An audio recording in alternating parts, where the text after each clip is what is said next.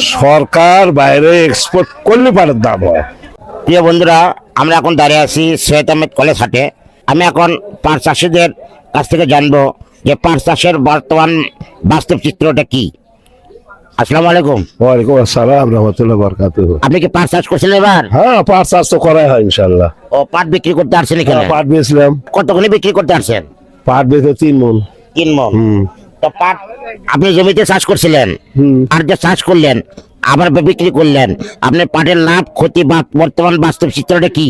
না, লাভ খুব একটা হচ্ছে না তো, কারণ খরচ খুব, পাটের প্রচুর খরচ। তাতে দেখা যায় 1 মণ পাটের উপরে পড়ে যায় আমাকে 3,000 3,500 পড়ে যায়। তাতে তো লাভ কয়টা লাভ হয়? লাভ তো খুব একটা বেশি হয় না, খুব একটা লাভ বেশি হয় না। এখন আবাদ করা হয়, না করলে হয় না। আমরা চাষি মানুষ, যার জন্য আবাদ করা লাগে। এই তো বর্তমানে এই যে পাট চাষিদের যে পাটের বীজ, তারপরে যে কারেন্টের, তারপরে হচ্ছে পানি, এইগুলি সর্বমোট খরচ করার অনুপাতে তাহলে পাট উবে যাবার নাকি আরে আরে বিলত নাজার নাকি সে ধোয়া ধুইতে বহুত টাকা যায়, কাটতে বহুত টাকা, কাজে বহুত প্রায় 3,500 টাকা পাট পড়ে যায়।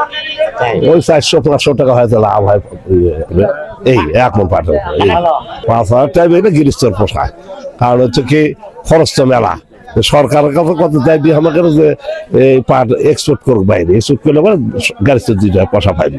5,000 টাকা বেচলে তার 200 পয়সা গাড়িতে ঘর থাকে।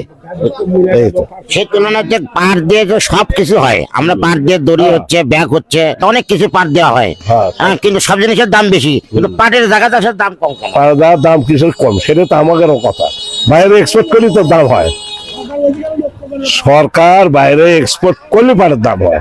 সরকার সেদিকে লক্ষ্য করা লাগবে না, পাটটা এক্সপোর্ট করা লাগবে না, এক্সপোর্ট করলে তো দাম হয়। ও আচ্ছা আচ্ছা, তাই না? রপ্তানি করলে তো দাম হয়, রপ্তানি তো করতে না। আচ্ছা, আমরা শুনলাম একজন কৃষকের আক্ষেপের কথা যে সরকার যদি এক্সপোর্ট করে কিছু টাকা ঘরে আনতে পারবে। আজ এ পর্যন্তই। জয় রাহান, রূপসী বাংলা টিভি।